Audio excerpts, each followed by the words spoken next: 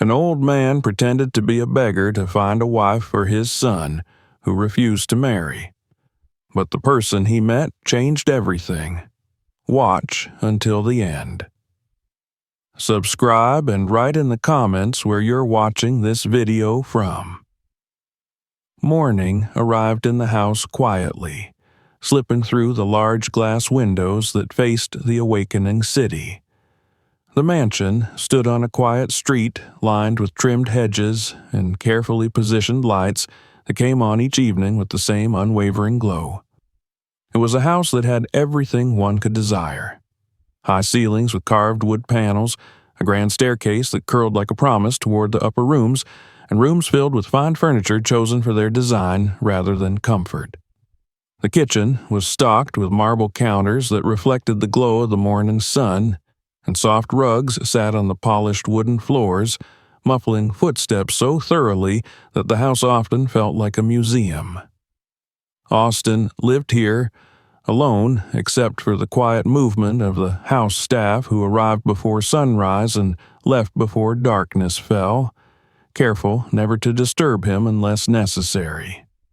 He was 35, with neatly trimmed dark hair, pale skin that rarely saw the sun, and eyes that held the calm coldness of a man who had spent too many years learning not to be surprised by anyone.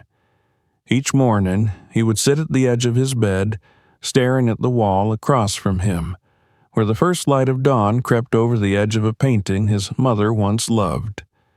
His phone would buzz with calendar reminders, emails waiting, and market alerts that kept him in a rhythm that never changed. Breakfast was prepared by the cook, but Austin rarely touched it. The smell of fresh coffee would fill the kitchen and drift up to his room, but the cups were left full, the breakfast plates often cleared away untouched. The staff had learned to stop asking if he would be eating. Instead, they would see him descend the grand staircase dressed in his dark suits, jacket folded perfectly over his arm, his eyes distant as he scrolled through the morning's reports. He would nod once at them, a silent acknowledgement, and leave for the day, the soft click of the door closing behind him the only signal that he was gone. The silence that followed was the kind that swallowed sound, the kind that made even the ticking of the clocks seem like shouting. In that silence lived Harold, Austin's father, who had moved into the house after his wife's death years ago. Harold was 65, his skin lined by the sun and work, his hands large and rough from a lifetime spent tending to things that grew in the earth.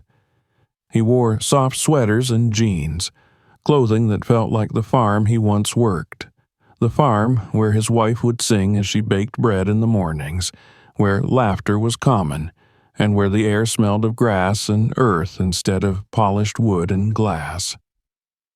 Harold moved through the house with quiet steps, his eyes moving over the rooms with a mixture of pride and sadness.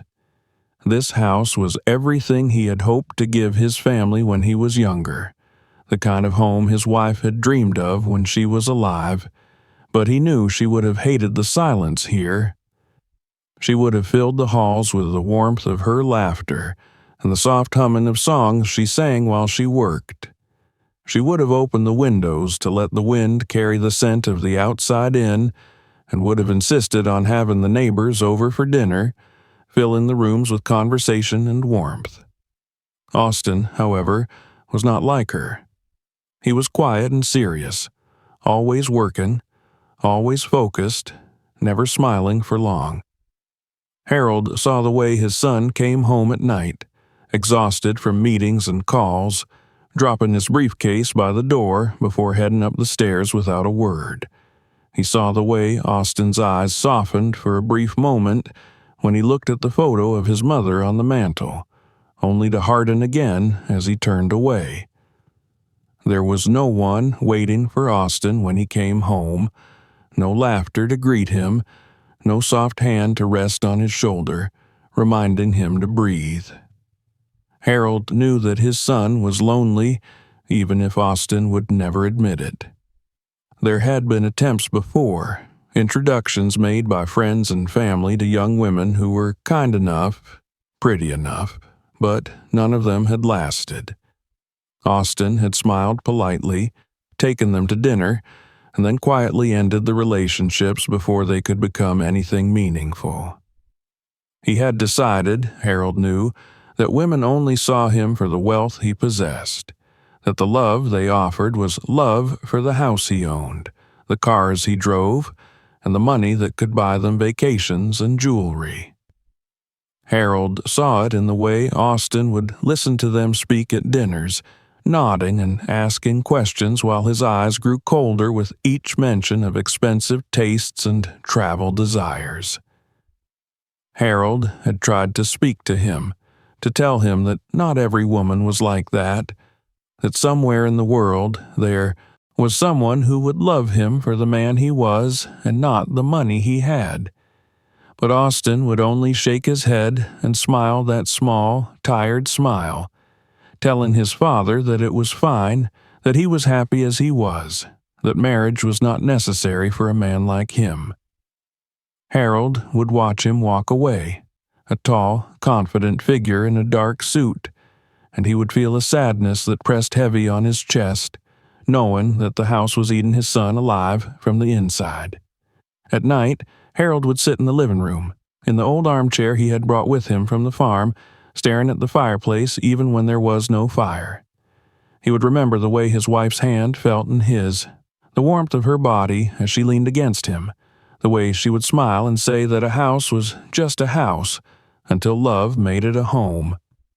He would think of the promise he made to her as she lay in her hospital bed, her hair thin and her skin pale, when she asked him to look after Austin, to make sure he was happy, to make sure he found someone who would care for him. He had promised her that he would, and it was a promise that had kept him awake at night in the silence of this big house. Harold knew that if something did not change, Austin would grow old in this house alone, surrounded by all the wealth he had built but empty inside, with no one to share his mornings, no one to welcome him home, no one to hold his hand when the world became too heavy. He would die in this house, and the rooms would be cleared, the lights turned off, and the silence would swallow it all. One night, unable to sleep, Harold stood up from his chair and walked to the window, looking out at the quiet street below, the streetlights casting long shadows on the pavement. He thought of the people he saw each time he went to the market, the women laughing with their children, the couples holding hands, the young people helping their parents with groceries. He thought of how different the world outside was, how alive it was with people who still knew how to love without asking for anything in return.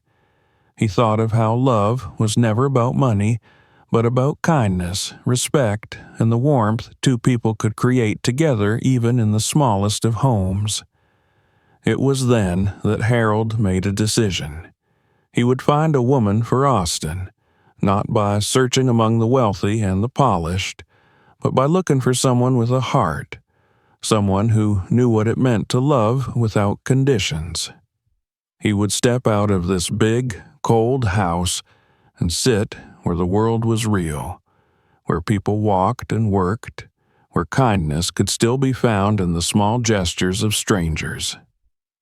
He went to the attic and found an old box, pulling out the clothes he once wore on the farm, clothes that smelled of the past, of the earth and the sun. He found his old hat, the one his wife used to tease him about, saying it made him look like an old man before his time. He found his walking cane, worn smooth where his hand had rested on it during the long walks he took around the fields. He laid them out on his bed, looking at them as if they were the tools for the mission he was about to begin. Harold knew that Austin would never agree to what he was about to do. He would call it foolish, unnecessary, perhaps even embarrassing. But Harold did not care. He had made a promise to his wife, and he would keep it, even if it meant stepping out into the world looking like a poor old man, sitting on the streets, waiting to see the true hearts of those who passed by. He wanted to find someone who would look at him, not with pity or disdain, but with kindness. Someone who would not know who he was or what he owned, but who would help him simply because it was the right thing to do. The house was silent that night as Harold prepared himself, folding the clothes carefully, setting aside the shoes that were scuffed and old. He looked around the room, at the photographs on the walls, at the painting his wife had loved, and he whispered a promise into the darkness, telling her that he was ready to do what needed to be done. When morning came, Harold dressed in the clothes that made him look like any other old man struggling to get by. He took his walking cane and left the house quietly, stepping out into the cool air of the early day, leaving behind the silence of the big house, carrying with him only the hope that somewhere in the world was a woman who would see past the surface, who would understand the value of a kind heart, and who might one day bring the light back into his son's life. Harold left the house before the sun had fully risen, moving quietly so as not to disturb the few staff who had arrived early to prepare the house for the day. The marble floors felt cold under his worn shoes as he crossed the foyer, the hush of the vast rooms pressing in around him, reminding him of the silence he was leaving behind, at least for a few hours. He paused for a moment at the front door, taking in the sight of the living room where his son often sat in the evenings, alone with his tablet and the soft glow of the fireplace that no longer brought warmth into the space. He tightened his grip on the old cane, feeling the roughness of the wood beneath his fingers, grounding him in the purpose that had carried him out of bed that morning. Stepping outside, the cool air wrapped around him, waking him more fully than the coffee he had not drunk. The street was quiet, lined with trees that had begun to shed their leaves, the colors of autumn painting the sidewalks in red and gold. Harold took a deep breath, letting the crispness of the air settle into his lungs, reminding him of the mornings on the farm when the world was still waking, when the sky was pale and the fields smelled of dew. He began to walk slowly, leaning on his cane as he made his way toward the busier streets where the city's heartbeat was strongest, where people rushed to work, where the wealthy and the poor crossed paths without ever truly seeing each other. The walk was long, but Harold welcomed the time it gave him to think, to prepare himself for the role he was about to play. He moved through neighborhoods where the houses became smaller, where the sidewalks were cracked and uneven, where children in oversized backpacks hurried past him on their way to school, their laughter cutting through the morning air. He saw mothers standing at bus stops holding their children's hands, their faces tired but determined, their eyes bright with the hope that their children's lives would be easier than their own. He saw men standing by trucks, sharing coffee in paper cups, their voices low as they planned out their day's work. When he reached the supermarket in the older part of town, he chose a spot near the entrance, where people would pass him as they came and went with their groceries. He lowered himself onto a bench, the wood rough beneath him, the chill of the morning seeping through his clothes. His hands rested on the top of his cane, his eyes watching the flow of people as they moved around him, each lost in their own concerns, their own errands, their own lives. He felt invisible, and for a moment, he understood how so many people in this world could live entire lives without being seen. He spent the first hour simply observing. A young mother with a baby strapped to her chest paused to adjust her bags, her eyes scanning her surroundings, but never settling on him. An elderly man with a limp made his way slowly across the parking lot, his breath visible in the cool air, each step measured and careful. Teenagers laughed loudly as they passed, music playing from one of their phones, the sound of it clashing with the distant hum of traffic. Harold watched them all, looking for something beyond their faces, something in the way they carried themselves, in the way they treated the world around them. It was mid-morning when the black Range Rover arrived. Harold saw it before he heard it, the sleek car moving through the narrow street with the confidence of something that believed it belonged wherever it went. It did not slow as it approached a large puddle that had formed near the curb, the result of a broken drain that no one had bothered to fix.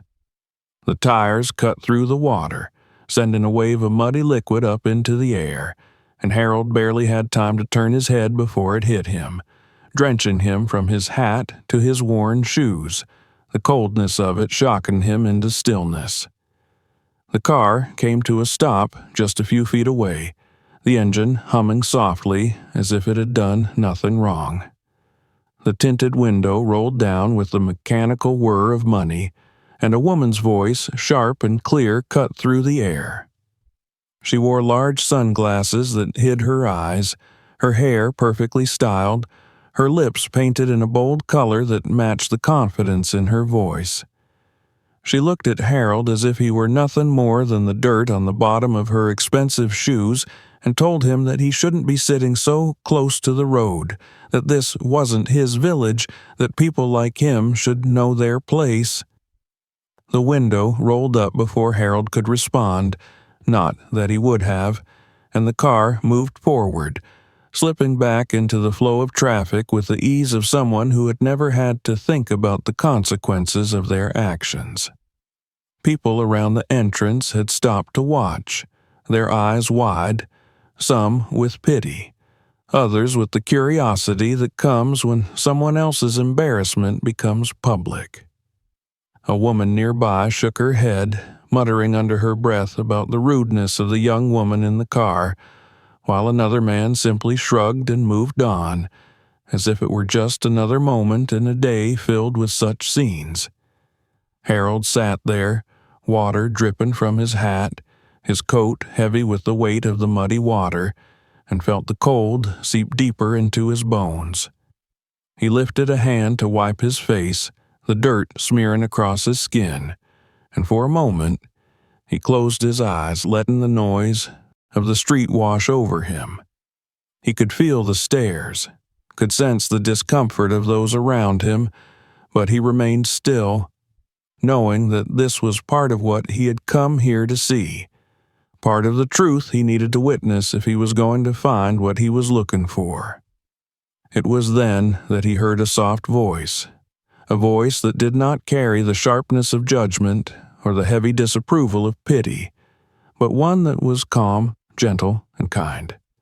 He opened his eyes to see a young woman stand in front of him, her skin dark and glowing under the weak sunlight, her hair pulled back in a simple scarf, her clothes plain but clean. She held a plastic bag in one hand, and in the other she offered him a small packet of tissues, her eyes meeting his with a warmth that cut through the cold that had settled around him. She told him to clean himself up, her voice soft but firm, and without waiting for his response, she opened a bottle of water she had just bought and handed it to him. She did not look at him with pity, nor did she seem embarrassed to be seen helping him. Instead, she smiled, a small, encouraging smile that told him that she saw him, really saw him, not as an old man sitting alone in the cold, but as a human being deserving of dignity and care. Harold took the tissues and the water, nodding his thanks as he wiped the mud from his face, the cold water shocking him awake in a way that felt more cleansing than uncomfortable. The young woman stood there for a moment longer, watching to make sure he was all right, before she adjusted the heavy bags in her hand and continued on her way, her steps steady and sure, her back straight as she moved through the crowd. He watched her go, noting the way she stopped to help an elderly woman pick up a drop bag of groceries, the way she laughed softly when a child nearly bumped into her, ruffling the child's hair before sending him back to his mother. She moved through the world with a quiet grace, a kindness that seemed effortless, as natural to her as breathing, and Harold felt something warm flicker in his chest, a small spark of hope that had been missing for a long time. As the morning turned to afternoon, Harold remained on the bench, the wetness of his clothes slowly drying in the sun, the warmth of the day seeping back into him. He continued to watch the people who passed by, but his mind kept returning to the young woman with the soft voice and the kind eyes, the way she had offered help without hesitation, without expectation, without judgment. He wondered who she was, what her story might be, what kind of life she lived that allowed her to remain so gentle in a world that often demanded hardness. When the shadows began to lengthen and the air grew cooler, Harold finally stood, his knees stiff from sitting for so long, and began the long walk back to the mansion. As he walked, he thought about the woman in the car, the one who had splashed him without a second thought, and about the young woman who had stopped to help him without knowing who he was or what he owned. The contrast between them was sharp, and it stayed with him as he made his way through the city, back to the quiet streets lined with trees, back to the house that waited in silence. That evening, as he removed the old coat and hung it carefully, Harold sat in his chair by the window looking out at the street as the lights came on, one by one, each window in the neighboring houses glowing softly in the growing darkness. He thought of Austin, of the coldness that had settled in his son's eyes, of the loneliness that wrapped around him like a second skin. Harold thought of the promise he had made to his wife, of the promise he had made to himself, and of the young woman whose kindness had reminded him that there were still people in the world who knew how to love without expecting anything in return. As he closed his eyes that night, the image of her stayed with him, the way she had smiled, the warmth in her eyes, the gentle strength in her voice. He did not know her name yet, did not know where she lived or what dreams she held in her heart, but he knew that he would find out.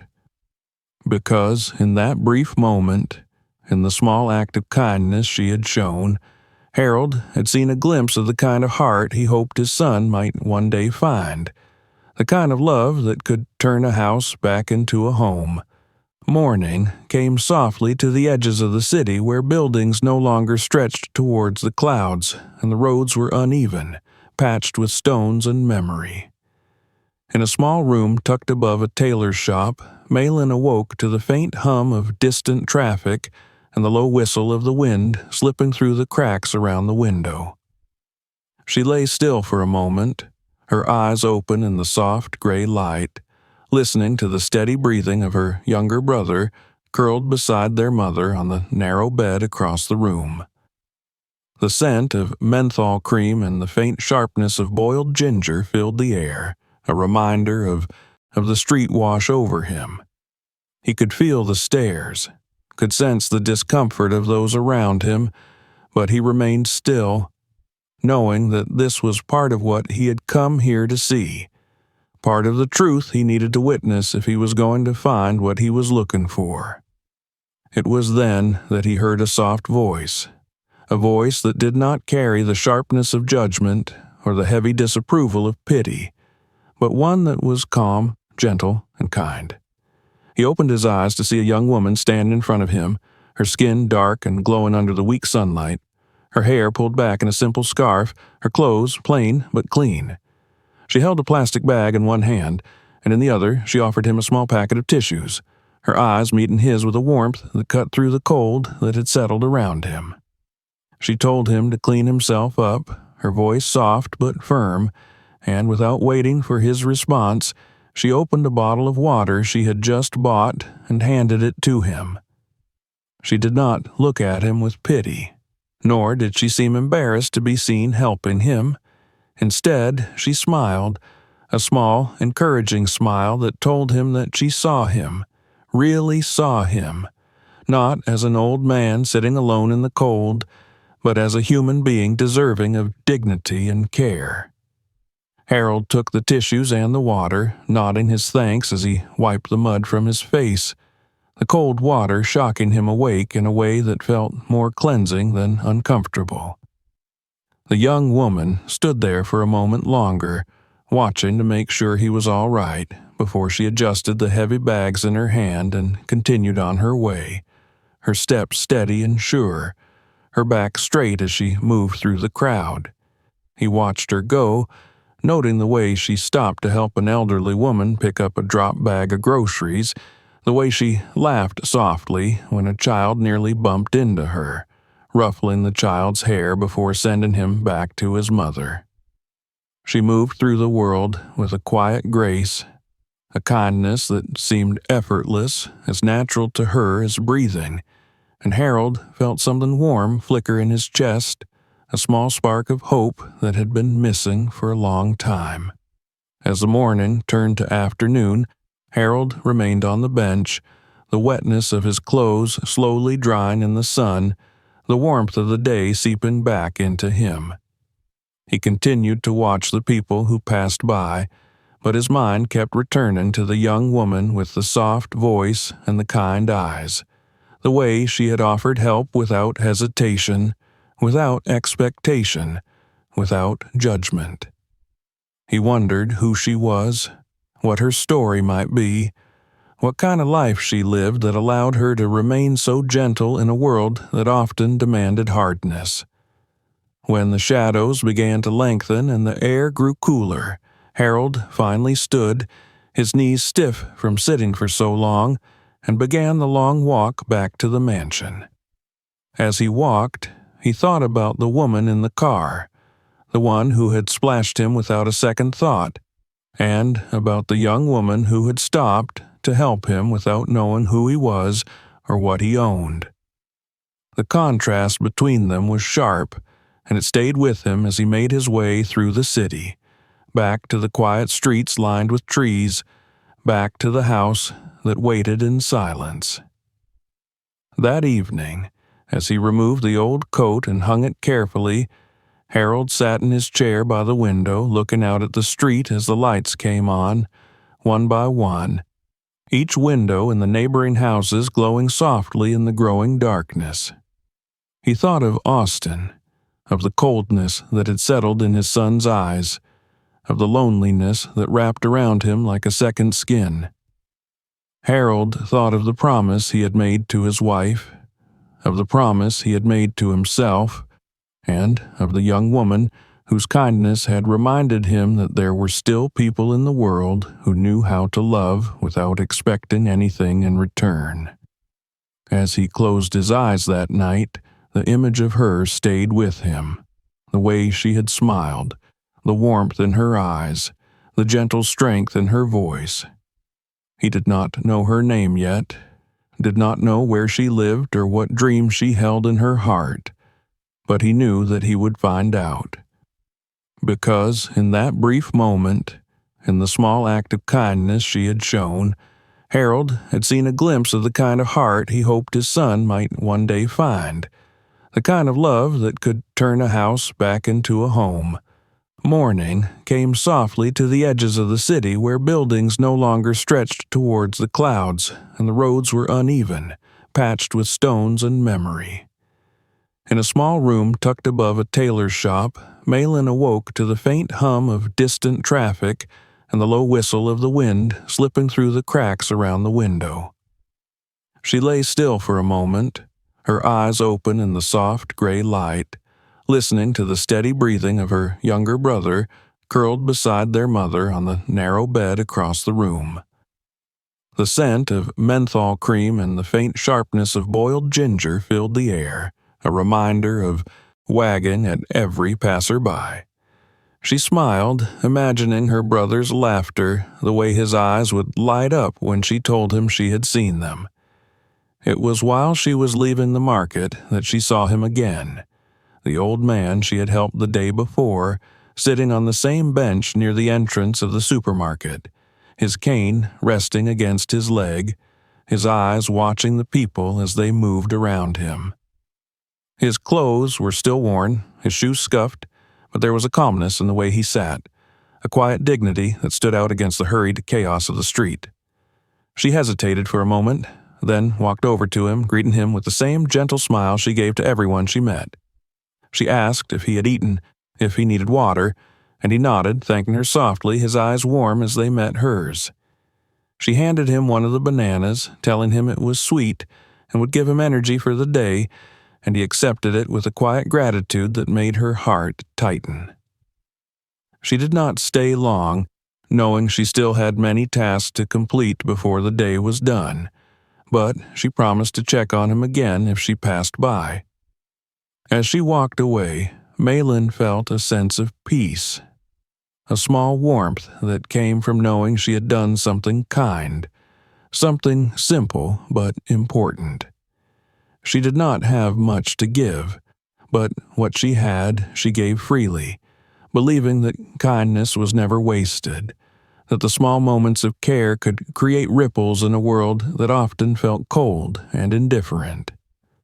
The day continued with its familiar rhythm, cleaning, running errands, helping neighbors, always moving, always working, her mind filled with thoughts of her mother and brother, of the food they would eat that night, of the laughter they would share despite the thinness of the soup, despite the weight of worry that pressed against her at times.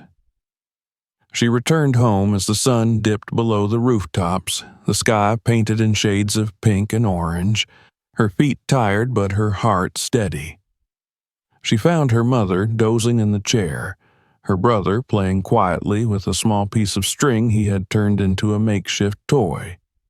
She kissed them both, setting down the food she had brought, and moved to prepare their evening meal, her hands moving with practiced ease as she washed the greens and stirred the rice.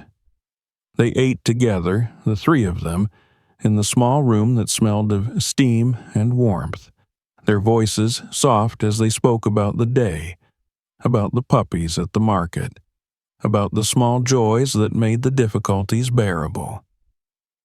That night, as she lay on her mat, the window open to let in the cool air, Meyn closed her eyes and let the sounds of the city lull her toward sleep. She thought of the old man, of the way his eyes had softened when she handed him the banana, of the quiet dignity in his posture, of the kindness that had passed between them without words. She did not know who he was, did not know where he came from, but she felt that their paths had crossed for a reason, that there was something in that moment that mattered. In another part of the city, Harold sat in his chair by the window, looking out at the quiet street, thinking of the young woman with the kind eyes and the steady hands, the way she moved through the world with a grace that had nothing to do with wealth or status. He thought of the warmth in her smile, the way she had offered help without expectation, and he knew, deep in his heart, that he had found someone special, someone who might one day bring light back into the big, silent house. He closed his eyes, whispering a promise into the darkness, telling his late wife that he would find a way to bring this young woman into their lives, not as a charity, but as a hope for the future, as a possibility for love and warmth to return to the spaces that had grown cold. He knew it would not be easy, that there would be challenges ahead, but he felt a determination rise within him, the quiet resolve of a man who had spent his life working the earth, who knew that the best things in life took time, patience, and care. And so, as the city slept, the paths of Harold and Meyn moved closer, unseen but certain, like rivers that would one day meet, carrying with them the promise of something new, something real, something that could turn a house back into a home, and a life back into something worth sharing. Morning light filtered through the high windows of the mansion, touching the polished floors with the gentle warmth of a new day.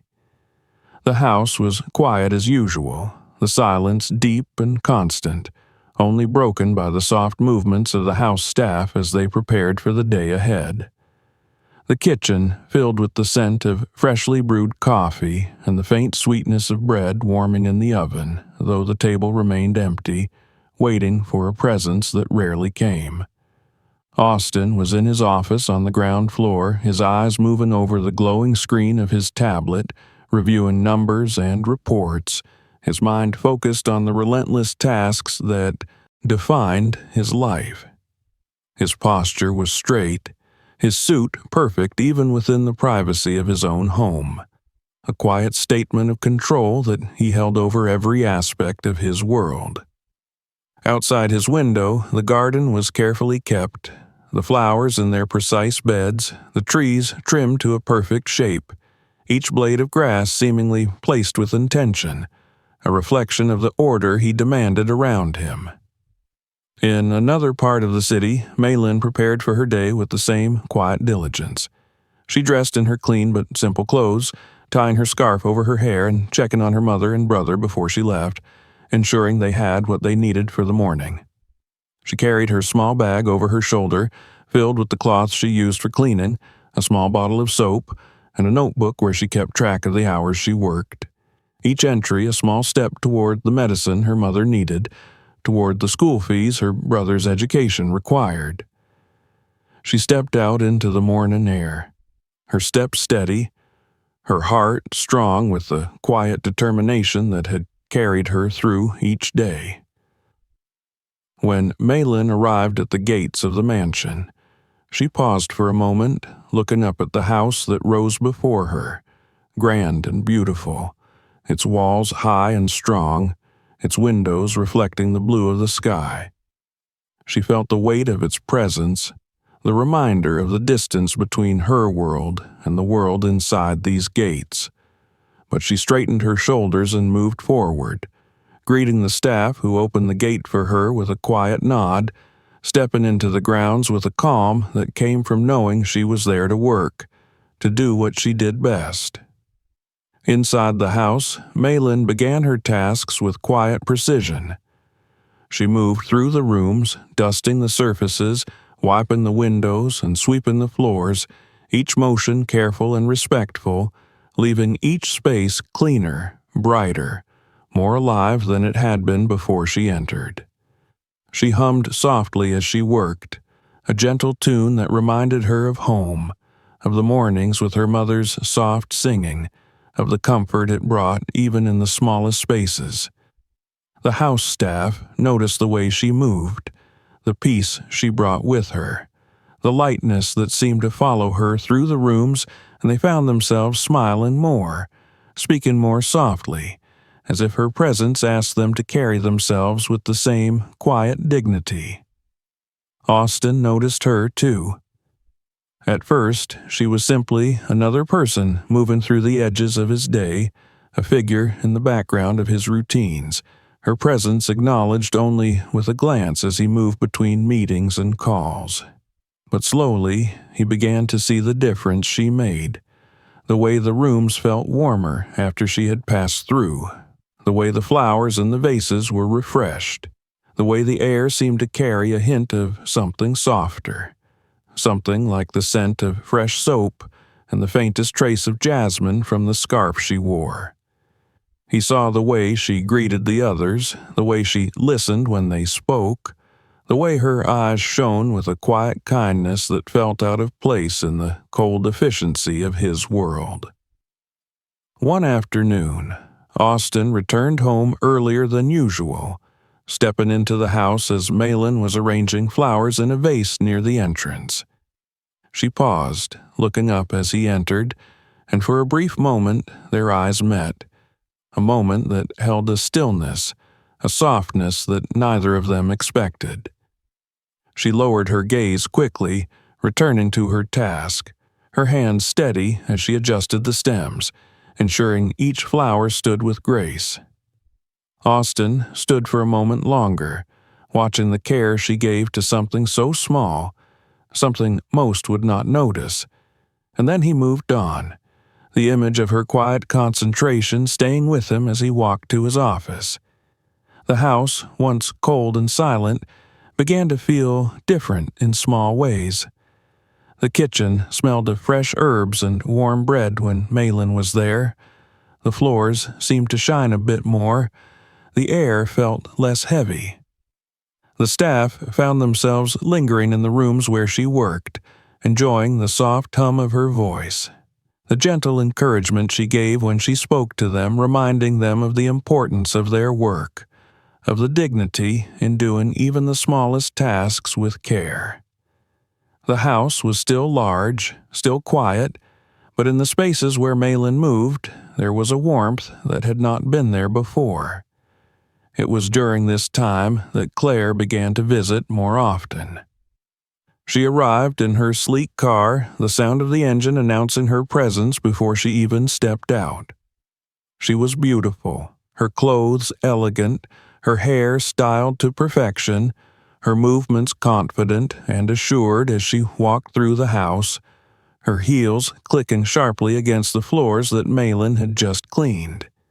She greeted Austin with a bright smile, her eyes shining with a calculated warmth, her laughter ringing through the rooms with a sharpness that left the air tense after it faded. Clare noticed Meyn almost immediately. She saw the way Austin's eyes would sometimes lift when Meyn entered the room to clear a table or bring in fresh water, the way there was a moment of quiet respect in his gaze, something Clare could not command no matter how brightly she smiled. She saw the simplicity of Meyn's clothes, the calm in her eyes, the quiet way she moved, and it stirred something in Clare that was not quite anger, but something sharper, something that felt like a challenge. One morning, Clare arrived with bags from expensive boutiques, her laughter loud as she showed Austin the new things she had bought, the shoes, the jewelry, the dresses she claimed she needed for the events they would attend together. She moved through the house as if it belonged to her eyes flicking over the furniture with a critical gaze, making small comments about what she would change, what she would replace, how she would bring the house up to the standard it deserved. The staff watched her quietly, their faces calm, but their eyes betraying their discomfort, their sense that something was shifting in the house they cared for. When Clare encountered Meyn in the hallway, carrying a tray of clean glasses, she paused, her eyes scanning Meyn from head to toe, taking in the simplicity of her clothes, the tired but kind expression in her eyes. Clare smiled, but it was a smile that held no warmth, only a cold amusement as she remarked on the way Meyn held the tray, as if carrying something precious, as if the work she did mattered. She laughed softly, telling Meyn that she should not take herself so seriously, that she was just a maid, that she should remember her place. Meyn lowered her eyes, saying nothing, her hands steady on the tray, her heart quiet in her chest. She did not respond, did not let the words sink into her spirit because she knew who she was, knew the worth of her work, knew that kindness and dignity did not depend on the clothes she wore or the money in her pocket. She moved past Clare with the same steady grace, placing the glasses where they belonged, ensuring each was aligned perfectly, the light catching on the clean surfaces, reflecting the quiet pride she took in her work. Austin witnessed these moments, standing in the shadows of the room, his eyes observing the tension that passed between the two women, the way Meyn remained calm in the face of Clare's sharpness, the way Clare's laughter seemed to hold an edge when she spoke to Meyn. He saw the difference in them, the way one carried herself with kindness and the other with pride, the way one brought warmth and the other brought noise. He felt the house respond, felt the way the air seemed to grow heavy when Clare was near, and how it lightened when Meyn moved through the rooms, humming softly as she worked. In the evenings, when the house grew quiet again, Austin found himself thinking of Meyn, of the way she smiled when she spoke to the staff, of the way her eyes softened when she looked at the flowers she arranged, of the way she carried the weight of her work, without complaint. He thought of the coldness that had settled in his life, the silence that had become his constant companion. And he wondered, for the first time in a long time, what it would feel like to let someone like her into his world, to let the warmth she carried find a place in the cold, empty spaces of his life. Meanwhile, Harold watched all of this with a quiet satisfaction, seeing the small changes in his son's eyes, the softening of his posture when Meyn was near, the way he lingered in the room she had just cleaned, as if searching for the warmth she left behind.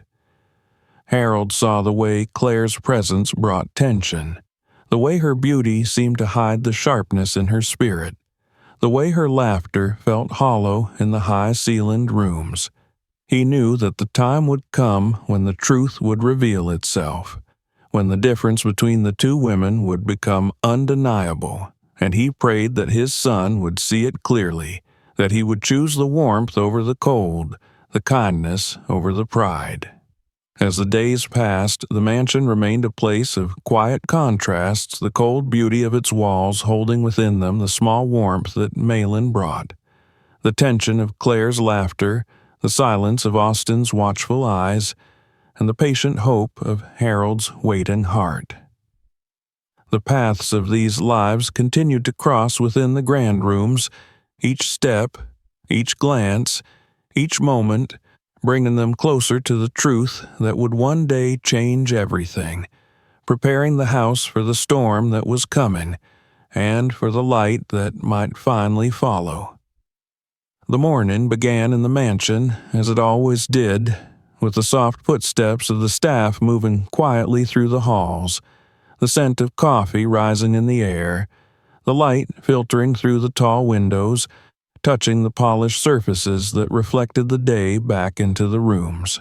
Yet, beneath the calm routine of the house, there was a tension growing, a thread pulled tight by unseen hands, vibrating in the silence that filled the spaces between the ticking of the clocks and the hum of the appliances. It was a tension that had been building quietly, day by day, in the glances exchanged and the silences that stretched too long, in the way the room seemed to hold their breath when certain voices rose within them. Meyn arrived at the mansion that morning with her usual quiet grace, her scarf tied neatly around her hair, her clothes clean but simple, her eyes calm as she greeted the staff who opened the door for her. She moved through the rooms with her usual care, wiping the surfaces, arranging the flowers, ensuring each corner was tended to with the same respect she would give her own home. She hummed softly as she worked, a gentle sound that floated through the air, weaving itself into the spaces she touched, leaving behind a warmth that was felt even after she had moved on to another room.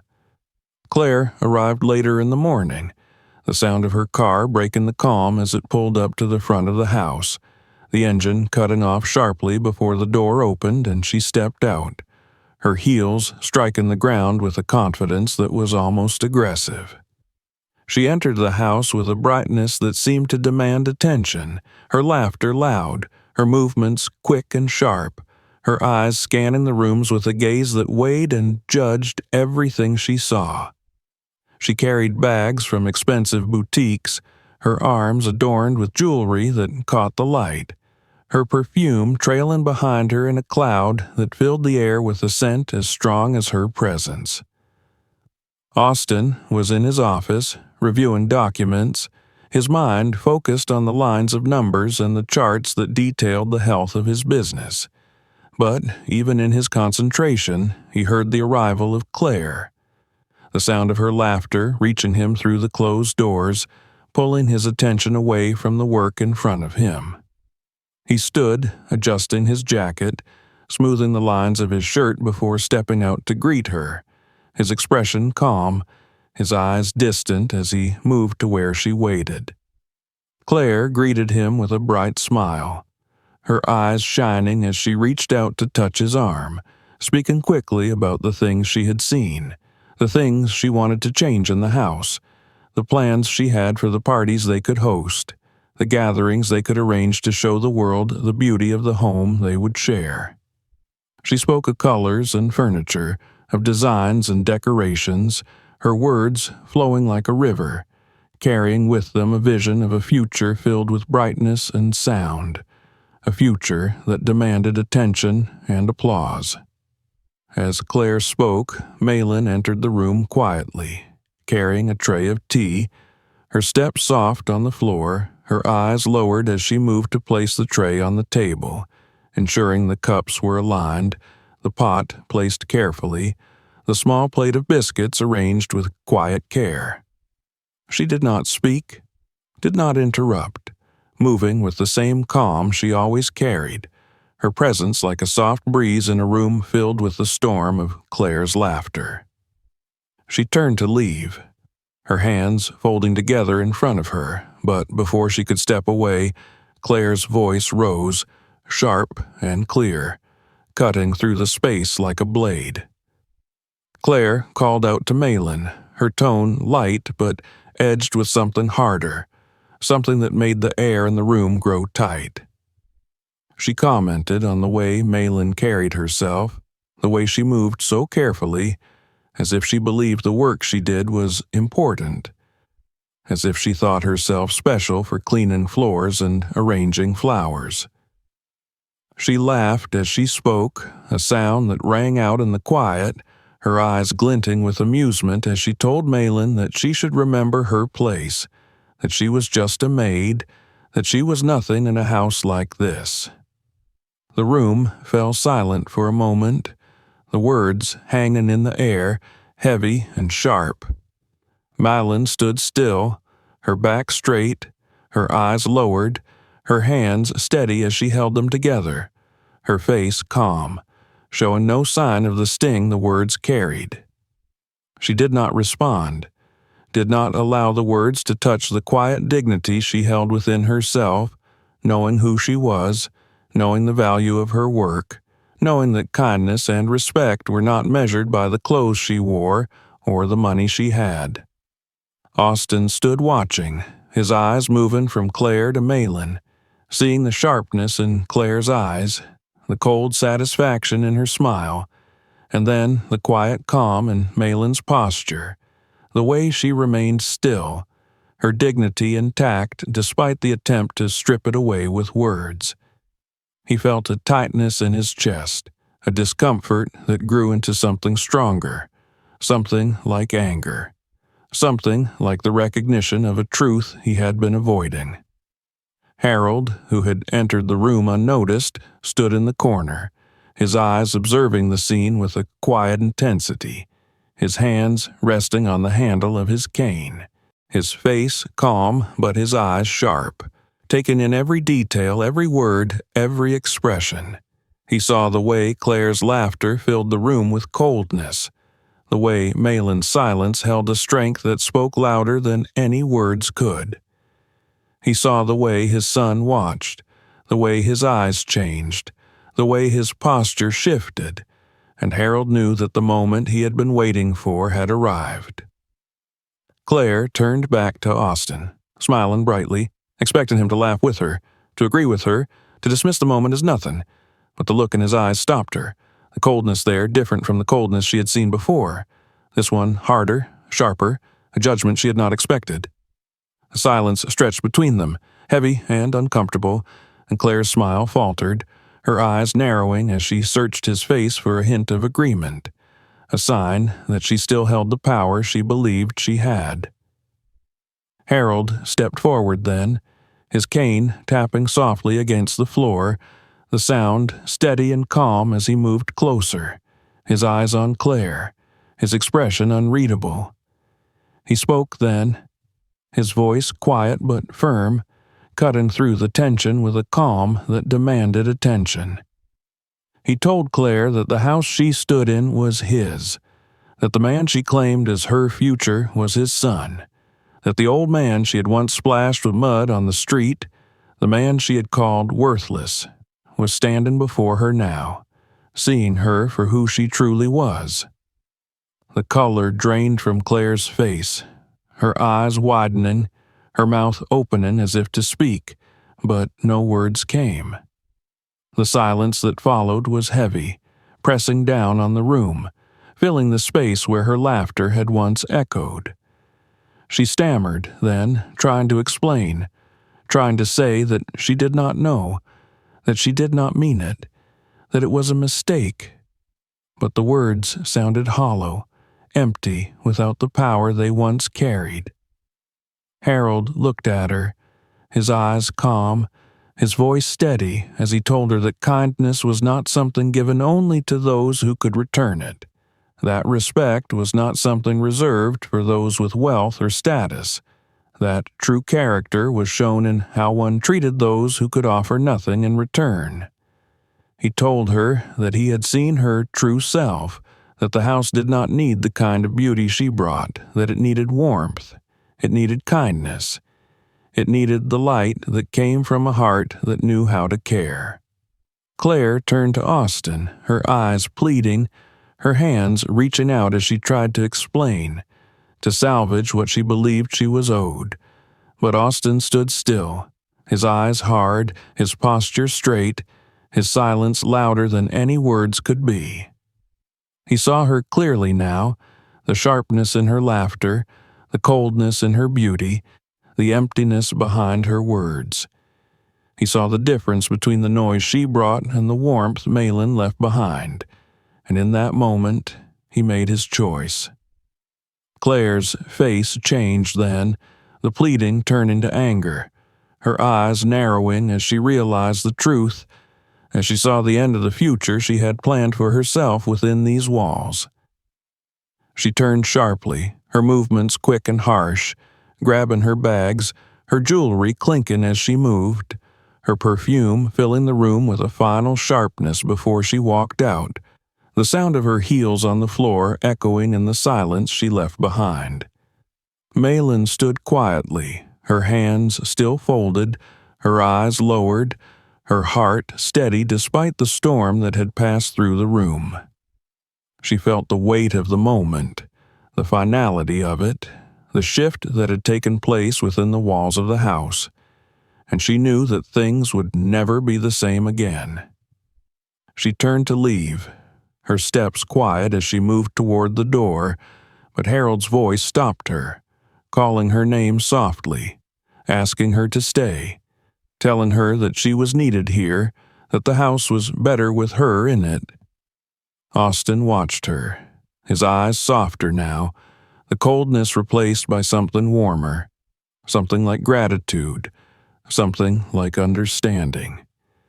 He saw the strength in her silence, the dignity in her posture, the kindness in her spirit, and he knew without words that the house had begun to change, that the silence was breaking, that the warmth was returning, that the promise of something new had entered their lives.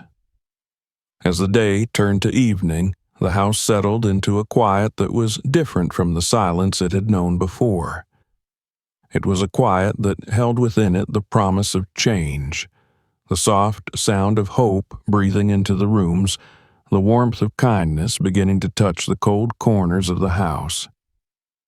Harold sat in his chair by the window, looking out at the street as the lights came on, his heart calm, his spirit at peace, knowing that the hidden truth had finally unfolded, that the path to bringing light back into their lives had begun, and that the promise he had made long ago was moving toward fulfillment.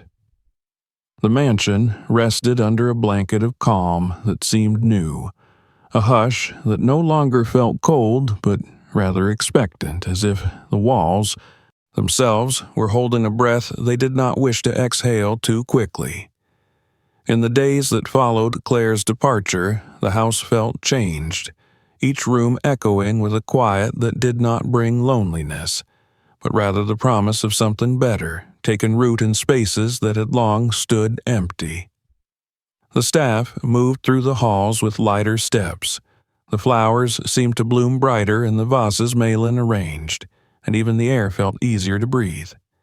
Meyn continued her work with the same quiet dedication, arriving each morning with her scarf tied neatly, her bag over her shoulder, her eyes steady as she greeted the staff with a soft smile that lifted the spirits of those around her. She moved through the rooms as she always had, cleaning, arranging, caring for the house with a diligence that brought warmth into the spaces she touched.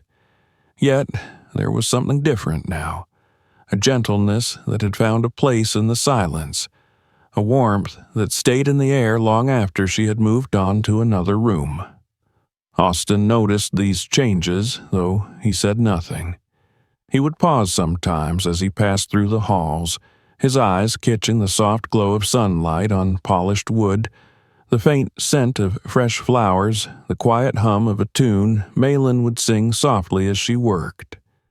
He felt the tension that had lived in his chest for so long begin to loosen, the coldness in his routine softening as he allowed himself to breathe, to simply exist in the spaces she made warm with her presence. Harold observed it all from his chair near the window, his eyes following his son as he moved with less urgency, as he paused more often to take in the small beauties of the house, as he stood a moment longer near the kitchen where Meyn worked, watching her without words, learning the language of quiet gratitude.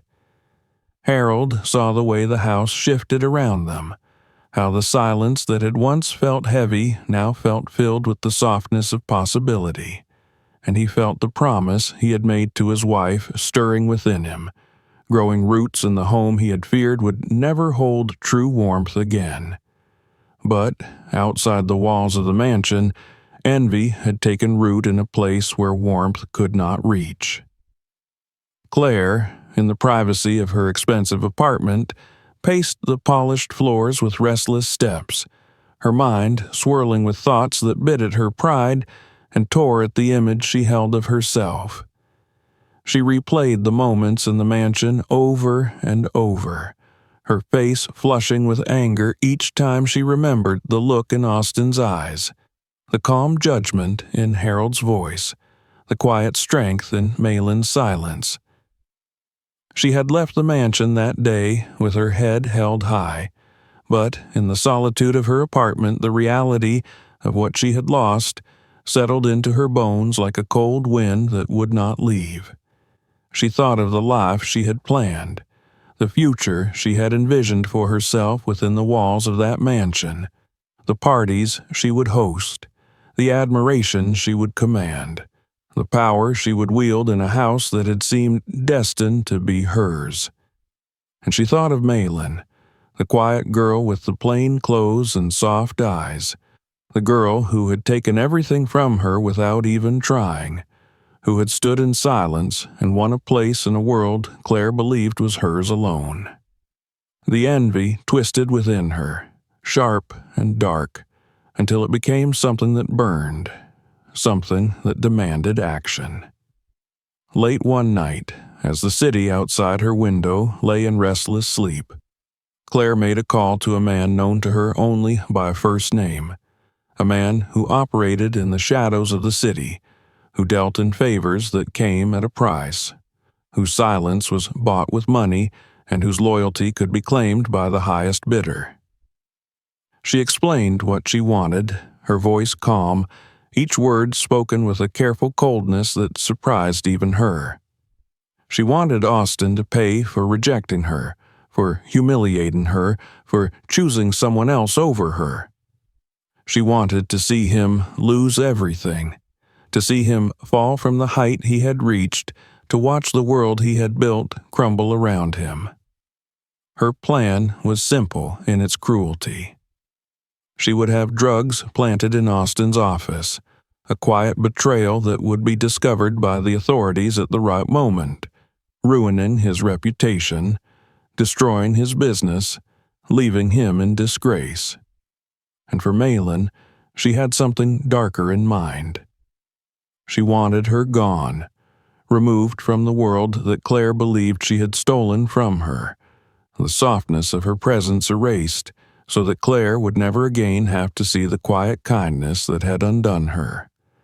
And for Harold, the old man who had dared to expose her, she wished the same fate, a swift removal that would silence the judgment she saw in his eyes. She spoke these plans into the phone with a cold certainty, unaware that the man on the other end, the one she believed would carry out her desires without question, was listening with a silence that held a different purpose. The man she had called, known in the streets for handling the darkest tasks of the wealthy, had a history that Clare could not have known, a debt of gratitude tied to the name she now sought to destroy. Years ago, when he was nothing more than a desperate man trying to save his sister from the streets, it was Austin who had extended a hand, offering a job to his sister, providing money for their rent, paying for their mother's medicine when no one else would help. It was Austin who had given them dignity when the world offered them none, and it was a debt the man had never forgotten. When the call ended, the man sat in the quiet of his small apartment, the phone heavy in his hand, the darkness around him filled with the weight of the decision he had to make. He replayed Clare's words, the coldness in her voice, the cruelty in her plan, and he felt the debt he owed to Austin burning in his chest, reminding him of the kindness that had saved his family, of the man who had helped them without expecting anything in return. The next morning, the man arrived at the gates of the mansion, his hands steady as he asked to speak with Austin, his eyes clear as he was led through the quiet halls to the office where Austin waited. Harold was there, seated in the corner, his cane resting against his leg, his eyes watching carefully as the man entered.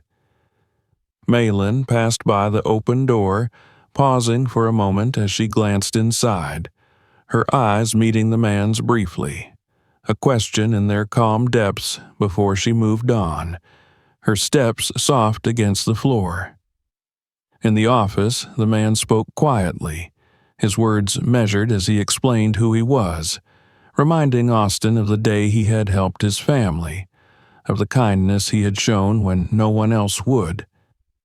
He told Austin of the call he had received, of the plan Clare had laid out, of the betrayal she had crafted in the darkness, and as he spoke, the room seemed to hold its breath, the quiet around them growing heavy with the weight of the truth.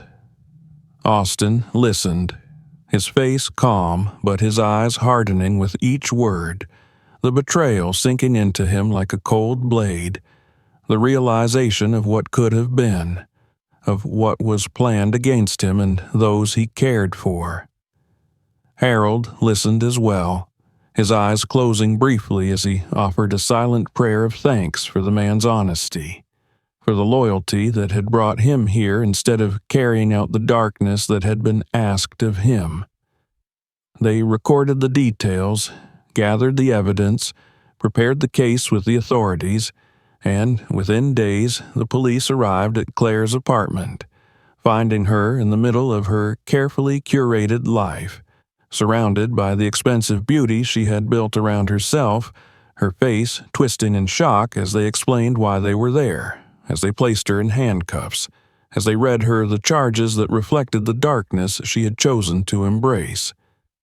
The trial was swift, the evidence undeniable, the recording of her voice laying out her plan with a clarity that left no room for denial. She tried to plead, to explain, to claim innocence, but the words she had spoken, the cold certainty of her plans, rang through the courtroom, stripping away the lies she tried to build around herself. The sentence was passed, 15 years without the possibility of early release, and as she was led away, the coldness in her eyes turned to fear. The certainty turned to regret. But it was too late. The damage undone before it could be carried out.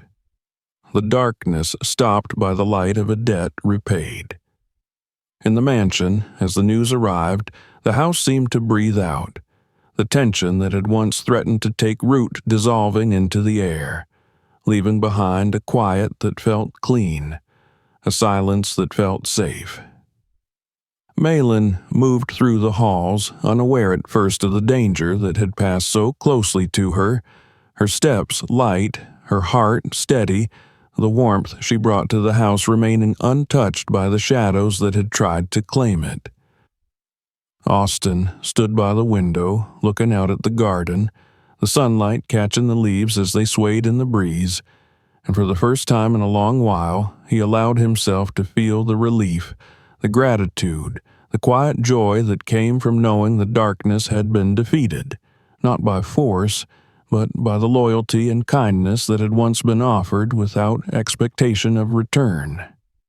Harold sat in his chair, his hands resting on the handle of his cane, his eyes closed as he whispered a prayer of thanks, knowing that the promise he had made to his wife, the promise to protect their son, to bring light back into his life, was being fulfilled in ways he could not have planned, in ways that spoke of the power of kindness, of the quiet strength of hearts that chose to care, of the warmth that could overcome even the darkest envy.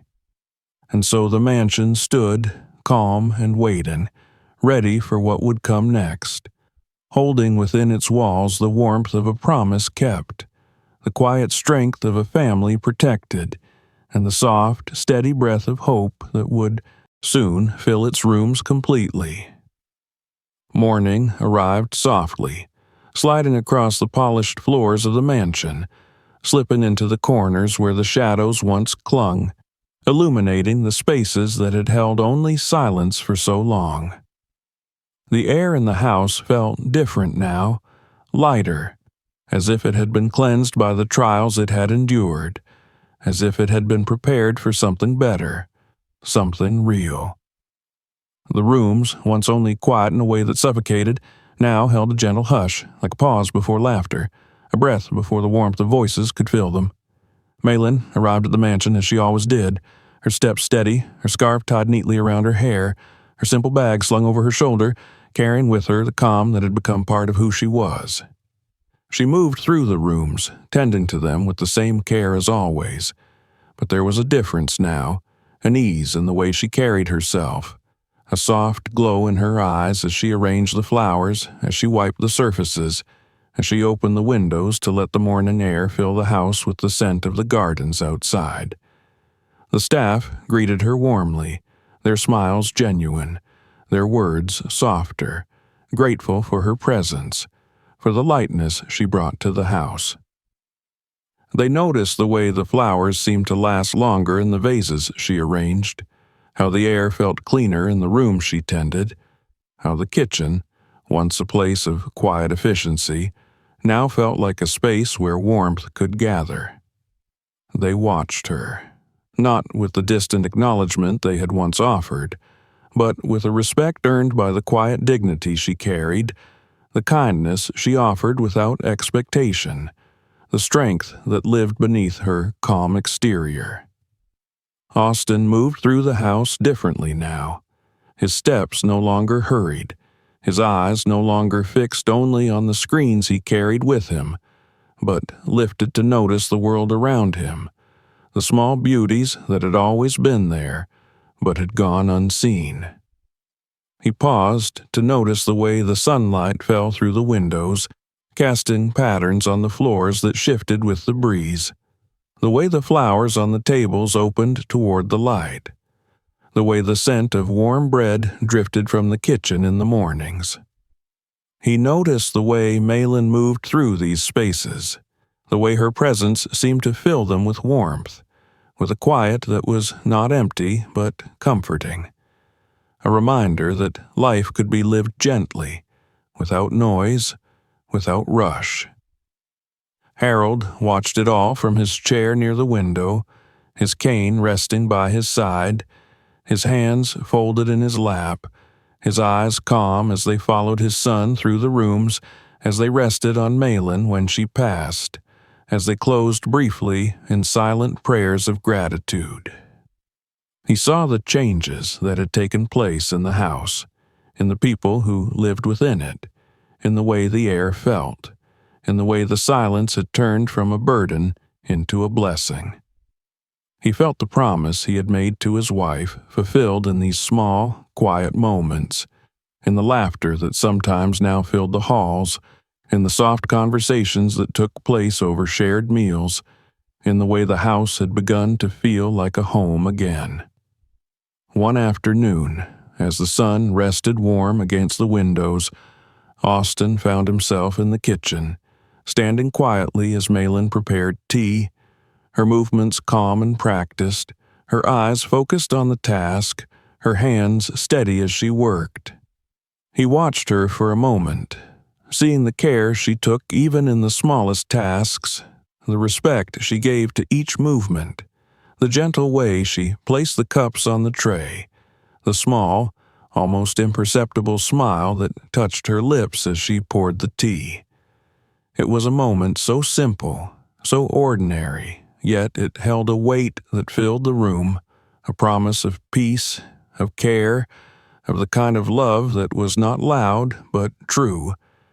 Meyn lifted her eyes then, meeting his gaze, and in that quiet moment, something passed between them, an understanding that did not need words, a recognition of the truth that had grown quietly between them, nurtured by the kindness they had shared, by the trials they had endured, by the silence that had allowed them to see each other clearly. Austin nodded once, a small, almost shy gesture, and Meyn returned the nod, her eyes soft, her smile warm, and they both turned back to their tasks, the moment passing, but the promise it held remaining in the space between them. Harold saw this too, from his place near the door, his eyes bright with the knowledge of what was coming, his heart steady with the peace of knowing that his son had found the warmth he had long needed, the kindness that would heal the loneliness that had lived within him for so long. He rose from his chair, moving slowly, leaning on his cane as he stepped into the kitchen, the scent of tea and fresh bread meeting him as he entered, the warmth of the sunlight resting on his shoulders. They sat together that afternoon, Harold, Austin, and Meyn, the tea warm in their hands, the conversation soft and simple, touching on small things, on the garden, on the weather, on the quiet joys of the day. There was laughter, small and gentle, a sound that filled the room without overwhelming it, a sound that had been missing for too long within those walls. The house seemed to hold its breath, savoring the warmth, the connection, the life that had begun to take root in spaces once empty. Later that week, Austin and Meyn went together to visit Meyn's home, to see her mother and her brother, to share a meal in the small room that smelled of herbs and warm rice, where laughter echoed easily, where the simplicity of the space was filled with the richness of love. Austin saw the way Meyn cared for her family, the way her mother's eyes shone with pride as she spoke of her daughter, the way her brother's laughter filled the room, the way the small space felt so alive, so warm, despite the hardships it held. It was a lesson for him, a reminder of what mattered, of the strength that lived in kindness, of the wealth that came from love, not from gold.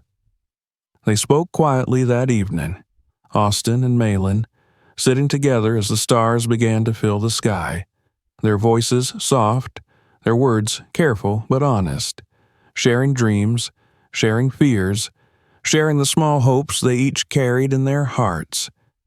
There was no grand declaration, no rush of passion, only the quiet promise of two people who had found in each other the peace they had long searched for, who had discovered that love could be built gently, with respect, with care, with the steady warmth of everyday moments. In the mansion, preparations began for a small gathering, not a grand event filled with noise and spectacle, but a quiet celebration of family, of new beginnings, of the promise of a future built on kindness. The staff moved through the rooms with purpose, arranging flowers, preparing meals, setting tables with care, their hearts light, their spirits lifted by the warmth that had returned to the house. The rooms, once silent, now held the sound of soft music, of gentle laughter, of voices that spoke with love and respect. Harold sat near the window, watching as the preparations took place, his eyes shining with quiet pride, his heart full with the knowledge that the house he had feared would die in silence now lived again, filled with the warmth of love, the light of kindness, the strength of family. He whispered a prayer of thanks to his wife, to the world, to the quiet strength that had brought them all to this moment, and he allowed himself to close his eyes, to rest, knowing that the promise had been kept. The day of the gathering arrived, and the house was filled with the scent of warm bread, of fresh flowers, of herbs from the garden. The rooms were filled with light, with the soft sounds of music, with the gentle murmur of conversation, with the laughter of people who felt at home within those walls. Maylin's mother and brother were there, seated with Harold, sharing stories, sharing smiles, sharing the warmth of a family that had grown larger, that had found each other despite the distances life had placed between them.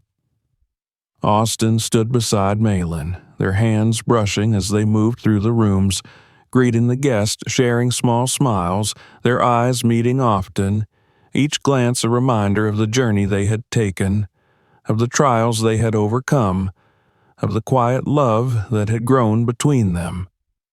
They did not need to speak of it, did not need to announce it to the world, for it was there in the way they looked at each other, in the way they moved together, in the peace that surrounded them.